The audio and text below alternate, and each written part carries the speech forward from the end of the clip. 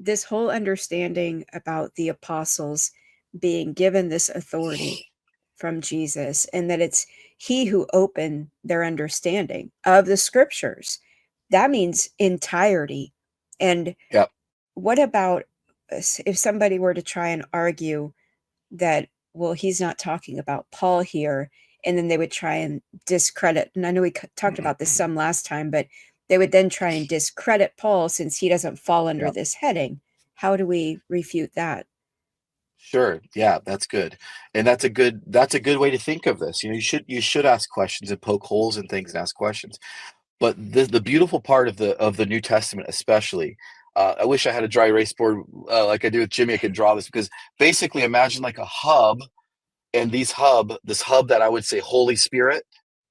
Then you imagine like these spokes going off. These 12 spokes would be like the 12 apostles, and basically everything that we know in the New Testament would be connected either by one of the apostles or a close companion of the apostles. Okay, so it's a massive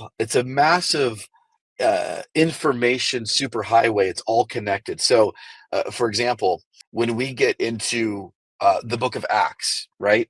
So Acts is written by Dr. Luke. Luke was a doctor. So Acts is written by Dr. Luke, and so when Luke is writing the book of Acts, we trust that his information is accurate based on this idea of apostolic commissioning or apostolic authority.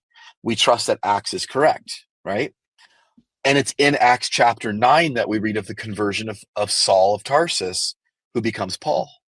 So again, it goes back to Luke 24 that God opened their understanding because the spokes then go out and touches the book of Acts, which nobody would argue. And it's the book of Acts that records that Saul is saved. His name is turned to Paul, and God commissions him to be an apostle to the Gentiles. So it's Wow. connected. If you understand Luke, the power of Luke 24:45, no one can suck you into any weird doctrine.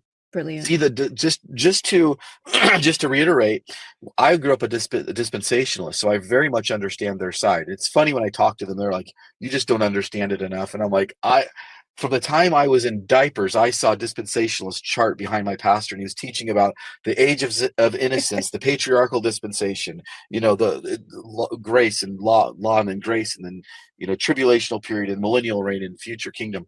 I understood that from the time I was very little. The error that the dispensationalists make is the same error the Torah keepers make. They miss Luke 24:45, and I don't mean that one verse. I mean the concept of the verse. I'm just using this one place. And that is the dispensationalists go on the other end of the spectrum and say, our apostle is the apostle Paul. So they only listen to him. Their Bible gets very small, by the way, Romans to Philemon or so. That's all they think applies to them Wow. because they say that God only makes covenants. They don't even think they're in the new covenant. The hyper dispensationalists, we call mid-acts dispensationalists, they don't even think we're in the new covenant. I had somebody tell me that this week. I'm not a part of the new covenant. God only makes covenants with Judah. I'm like, do you understand the new covenant is the shed blood of Christ on the cross? You're of Yeah. no part of that? That's a serious error. Yeah. Okay. So they go so far to say the commissioning of these apostles don't apply to them because that's to the Jewish people and they only listen to Paul. Okay. And then the Torah keepers go the other way and they say, no, the apostles are like kind of alive still, but they have no new information. And really, they just said the exact same thing as Jesus. So why don't we just know that their message is the exact same? So let's just forget about them. And the Torah keepers will say things like, it's the nasty dispensationalists that tell us that we don't have to listen to anything before Paul. So we don't want to be like them. And then they run the opposite way and make the opposite error and say, and the apostles didn't do anything different at all from Jesus. So it's all the same story. So let's just look at Jesus and focus on him. Voila, they got you back in the old covenant.